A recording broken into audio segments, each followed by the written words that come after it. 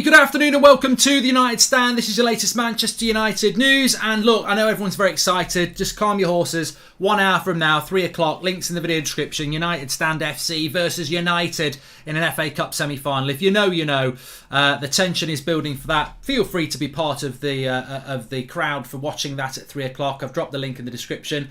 But in reality, let's talk Manchester United. Let's talk late transfer bids. A very interesting story coming out from Lyon around Bruno Guimaraes, who is a very talented Brazilian holding midfielder who we thought was going to Newcastle, but maybe there's a little bit of tension in that. Late bids from Manchester United, ZAKARIA, Hadara, Neves, Kamara being mentioned as well. Where do we stand on this? Where do we stand on outgoings? Ahmad potentially going on loan as well. More United unrest. We're hearing this morning that more players at United are looking to get out in the next few days. Been told to very carefully watch the Eric Bailly situation. Maybe even Roma being mentioned for him now. But Martial's led the way there. Martial has led the way, and I don't know whether you've seen this stuff this morning. He's been at Sevilla. He looks very happy. They're very happy with him. He's even had a personal message from Ronaldo, not Cristiano Ronaldo, R9. So, look, I think people have seen what Martial's done. They've probably sat with him on the bench, frustrated. They've seen what he's done, and they want a bit of that as well. But look, let's fly straight into this. A few people were mentioning this morning about Ruben Neves and Manchester United and where we stand with ZAKARIA and everything. I think what I feel about Manchester United at the moment is, and I don't know whether any of you have ever done this, but you know, a lot of people do it in January. You know, you go through your direct debits, you go through your bank account, and you look at things that you're spending on that you don't really watch anymore. It might be Disney Plus, you know, Amazon Prime, Netflix, Apple TV, you know, subscription to a bloody magazine that you don't read, and you start cutting that and you start saving yourself. Oh, I've saved a tenner a month. Oh, I've saved 15 quid. I've saved. This is sort of what United seem to be doing at the moment. They're cutting costs and they're getting excited. Oh, we're not paying Martial's 250 grand a week anymore. Oh, we might get rid of Lingard's wage and Donny's wage. Oh, you know what? You know what I've done? You know what I've done, Joel? You know what I've done? I've saved £1 million a week for us over the next 4 months. Oh, great. That's fantastic. Put it in the next dividends. And I feel that maybe that is what Manchester United are getting excited about at the moment. Because when I was reading the Manchester Evening News website this morning, and they were saying that very unlikely that Manchester United are going to make any signings in the last few days as they focus on clearing a bloated squad. But we're not clearing a bloated squad. And I think, again, look, I'm going to try and not get frustrated early on in the stream because there's a lot to talk about. But we're not buying Ruben Neves, right? We're not going to buy Ruben Neves. And the reason we're not going to buy Ruben Neves and the reason Arsenal won't buy Ruben Neves is because Wolves are doing very well and he's going to cost anywhere between... Well, it's probably going to cost 60 million in January. In the summer, you might get him cheaper, but we're not going to get Ruben Neves. So I think where that's come from, I think the Athletic mentioned Arsenal and then United started trying to get attached to it. But we're not going to buy Ruben Neves. And I think anybody with a brain knows that's not going to happen. The realistic realities still are Kamara, ZAKARIA and maybe Hadara. And they can be done. It's whether Manchester United want to do those. But like I was talking about on the morning show this morning, funnily enough, where United's board feeds stuff out about DNA when it's just a con. It's a big con. They've destroyed the DNA of this club by turning it into a business. The same thing about clearing the deadwood. Like I read this morning, as I said, and United are unlikely to buy anybody because they're focusing on clearing a bloated squad. But this is not true. This is just simply not true, is it? And again, it's like a falsity to try and spin positive around an incompetent board.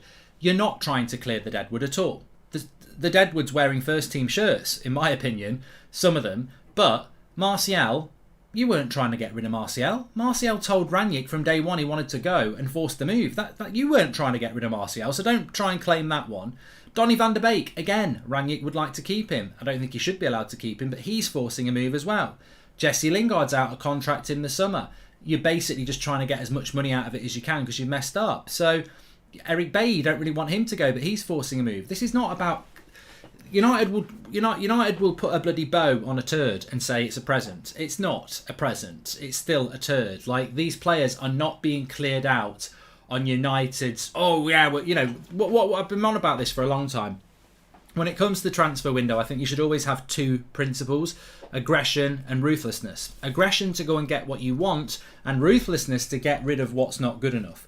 United aren't being ruthless. They're certainly not being aggressive in the transfer market, but they're not being ruthless. Ruthless and getting rid of a bloated squad is removing those players that shouldn't be here. Now, this is ruthless, what I'm about to say, but to me, there's two that should just go now. Matic and Mata. Like, they are expensive, past it, and not really valuable to the squad.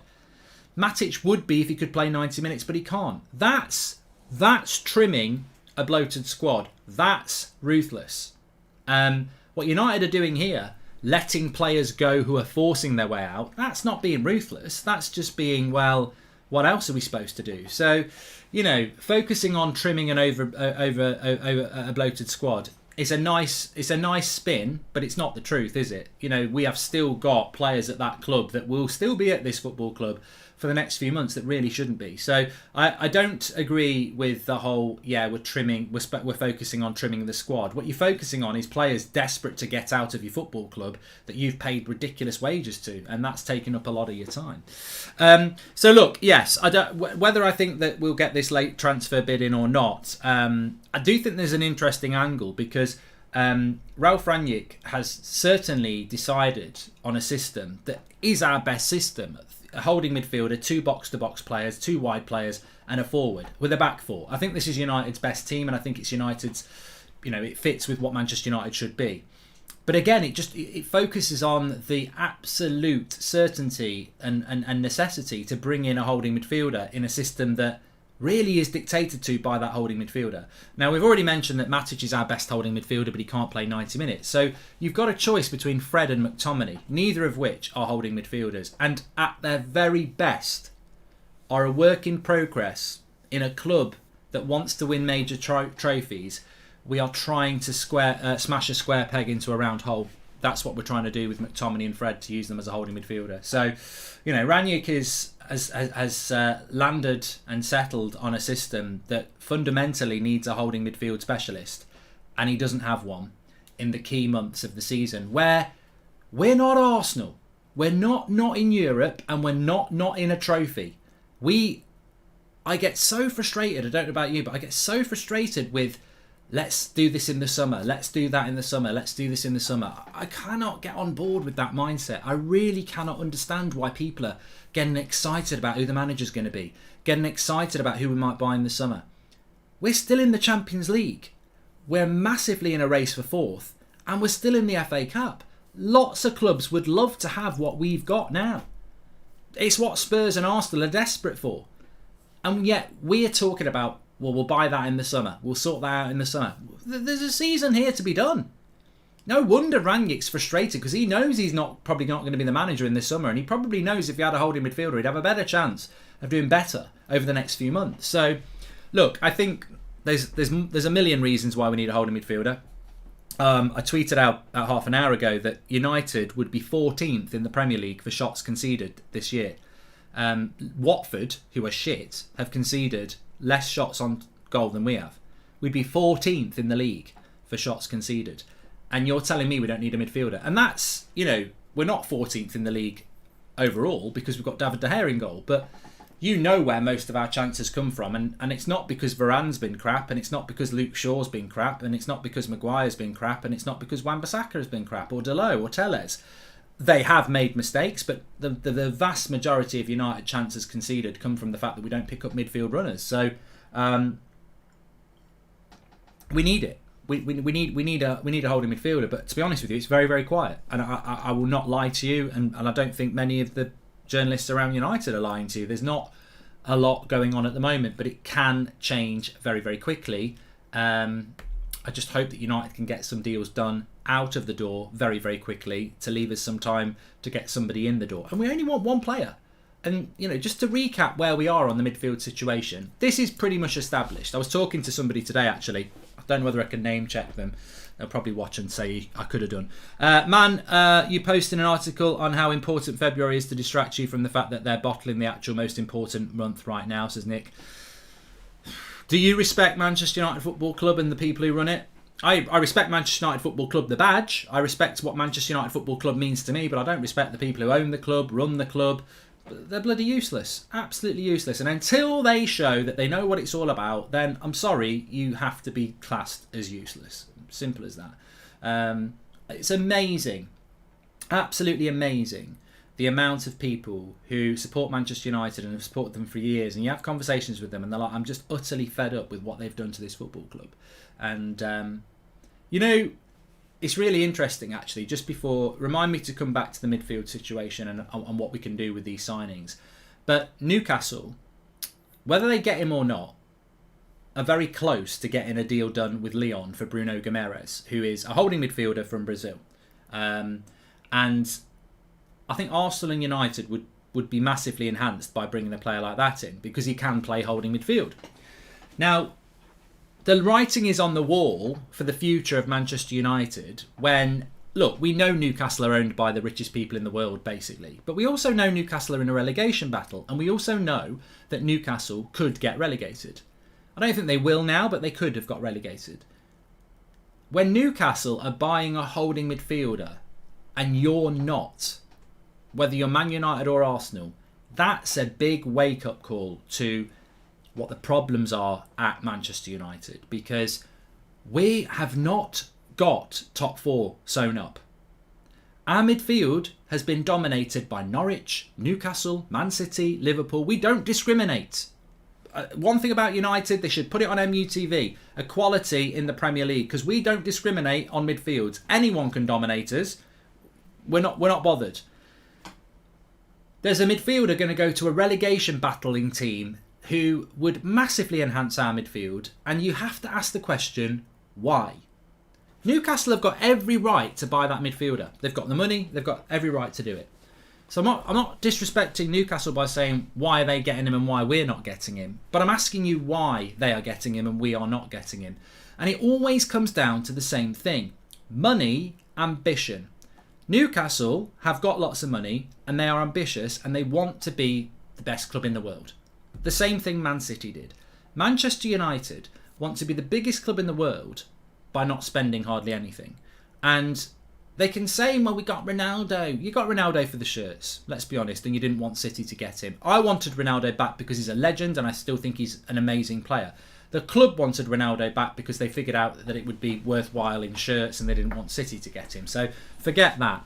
Varane was ridiculously cheap, and Sancho was an obsession that had been going on for 2 years and almost became, we've got to buy him, otherwise it's embarrassing if we don't. You neglected midfield in the summer because you basically run by Prats. Like, the most obvious signing was a holding midfielder and you went and bought things all the way around it. If Newcastle are buying people like Bruno Guimaraes, or even in the conversation to buy a player like that, it just shows you where Manchester United are, that we are desperate for a specialist holding midfielder, and Newcastle are getting one.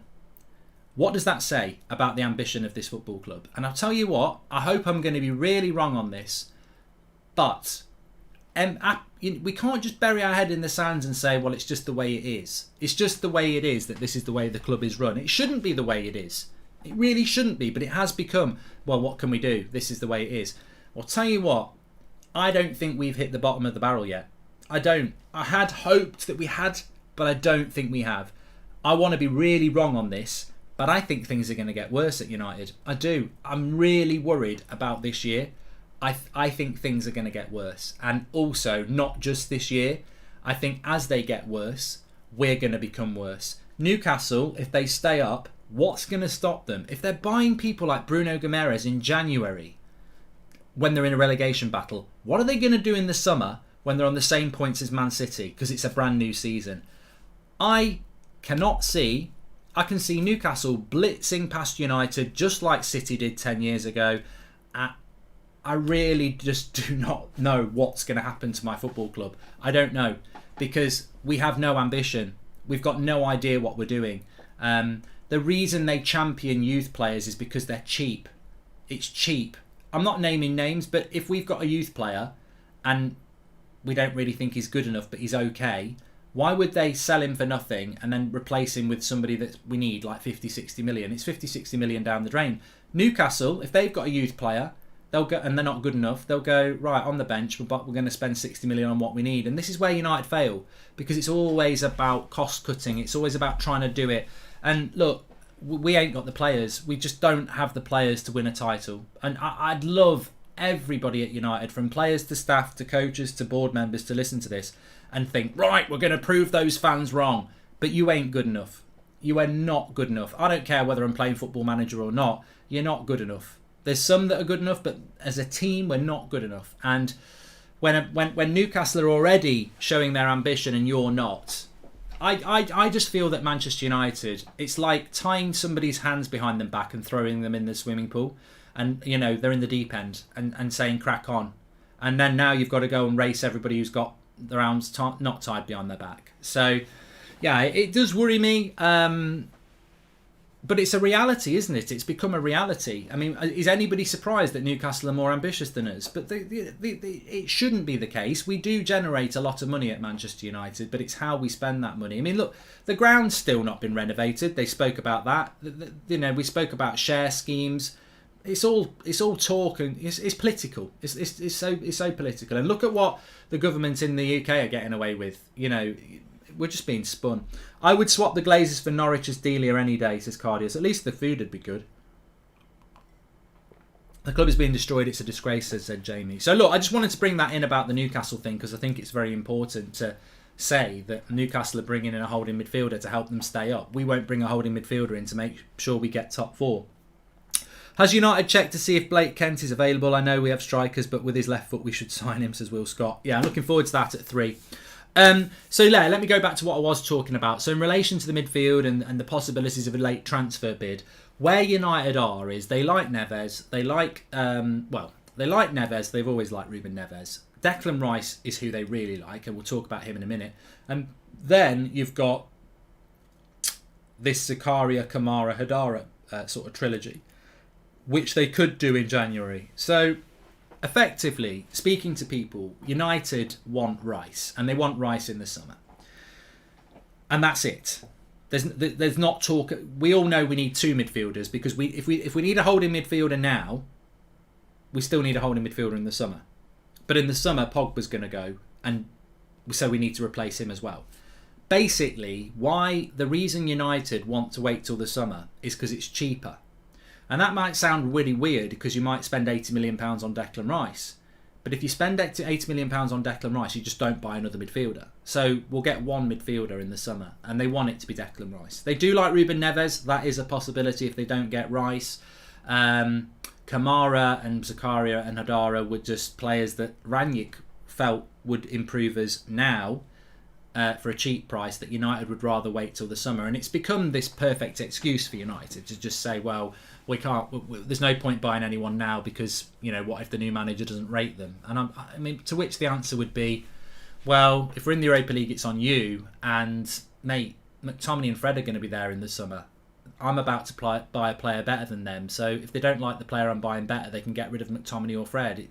There's no logic. You know, again, it's just spin and nonsense. Like, well, we're not going to buy a midfielder now in case the new manager doesn't like them. So if we bought ZAKARIA or Kamara in the next few days, who are better than Fred, and then in the summer Pochettino comes in and says, I'd rather not have Kamara or ZAKARIA really, and then you go, so you think he's better than, you think Fred's better? No, I don't. We'll sell Fred then and get the midfielder that you want. Logic, isn't it? There's no reason not to bring anybody in now. Hi Mark, I think the United board has been reactive in the past when we need to start being proactive. Lots of love from Ireland, bro, says John Smith. Thanks, John, and lots of love back. I wouldn't go anywhere near Ndembele, Brutos. I think there's desperation, and that is desperation. I wouldn't go anywhere near Ndembele. Nowhere near. 5 years ago I would have done, but not now. We've seen what he's been like at Spurs. He's not what we need at all. We need somebody who's a specialist holding midfielder. That's what we need. Now, Declan Rice. I was speaking to Declan Rice with somebody today. Declan Rice is very much a possibility in the summer for Manchester United. We all know that he'd like to go to Chelsea, but Chelsea have sort of stuttered on this. Pep Guardiola is an admirer as well.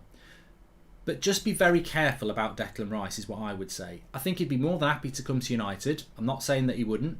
Personally, I wouldn't want to spend £80 million on another English player, because we've spent so much money on English players and it just hasn't worked out.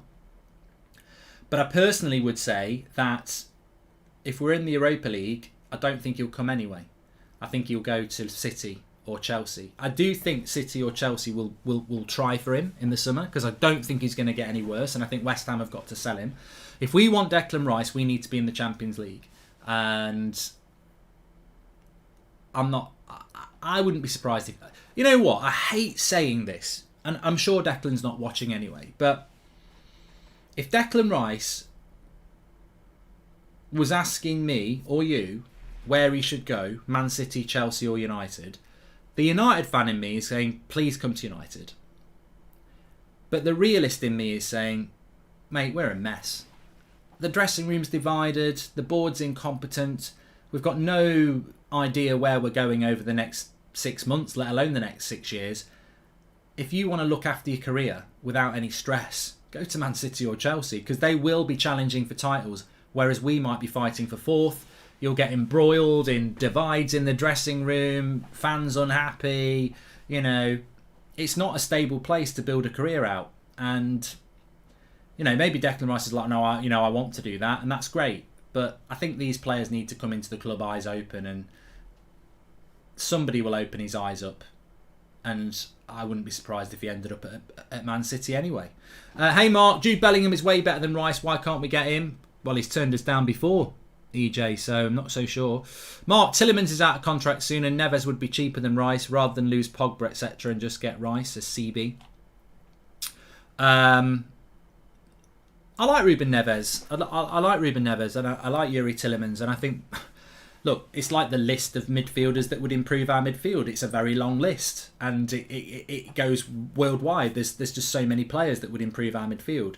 But it makes you get quite tired. I'm so tired of this situation. I mean, the logical thing to do is to buy Kamara or Zakaria in the next few days, and then in the summer buy a Neves or a Rice or a Tielemans, and then you've got Kamara and Tielemans, or Zakaria and Neves, and you've got two midfielders in an area where we need two midfielders. And then if Matic is gone and Pogba's gone and even Donny's gone, you've still got Tielemans, Kamara, Fred, McTominay. That's not a bad four. Now, obviously, a lot of it depends on the new signings, on how they settle in, but it's not a bad four, because I don't really care about Fred and McTominay being bit part players, squad players. You know, if they're in form, let them have a start, etc. But what you don't want to be in is a situation this summer where Pogba goes, Matic bloody may as well go, Donny decides he's going, and then you're left with Fred, McTominay and one new signing. It's not enough. And now also you've got people like Garner who can come in and supplement it. So we need to buy two midfielders, and that's why I think they're holding off till the summer, so that they can only buy one. But actually, we need to buy two. Nothing on Donny at the moment over floater. Hopefully that will progress. I think in relation to Lingard, it's fallen apart, but United have thrown the ball back to Newcastle. So there's all sorts of stuff. I like Basuma as well, Tom, as well. I do, yeah.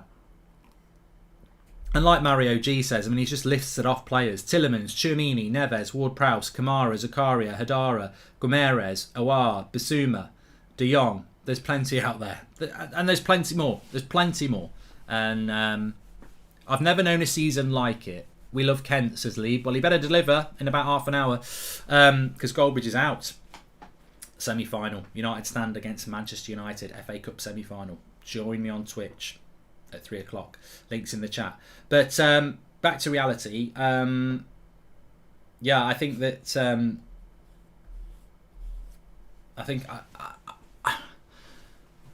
I am worried. I'm worried. And I suppose the thing is, when you're not expecting good things and good things happen, you enjoy it even more.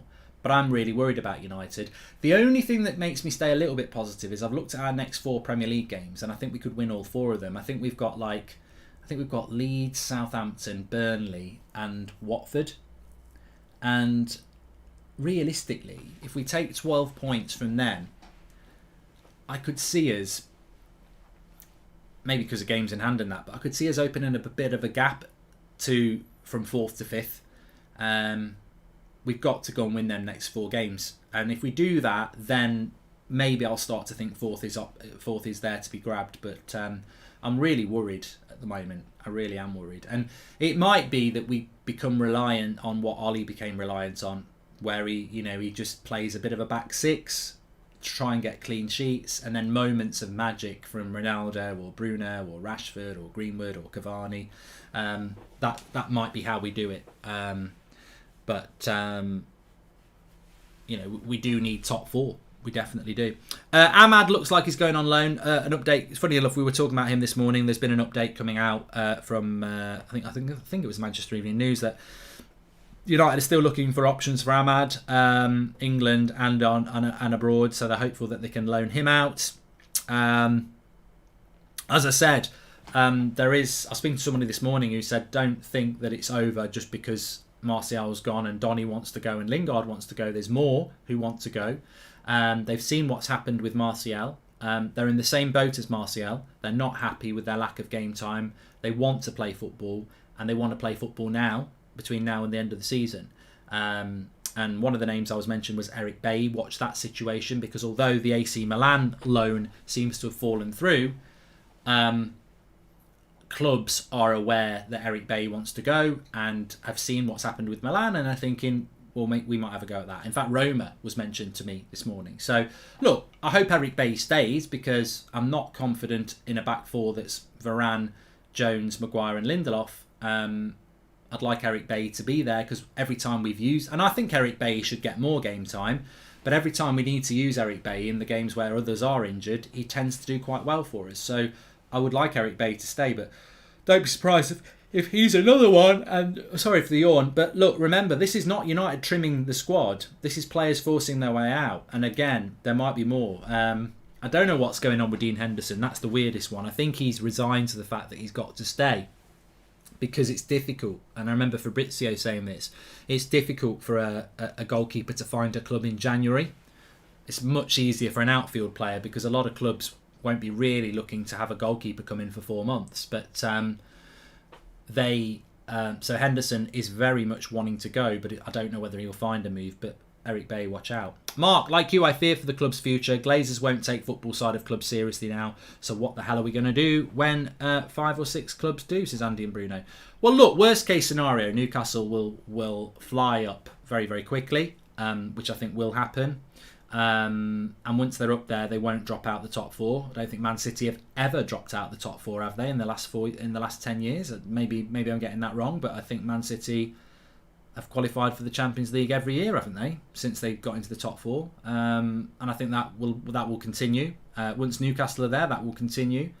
And Liverpool and Chelsea are currently better run than us and better than us, so we wouldn't even be in the top 4 once Newcastle come along. So what is the plan for Manchester United?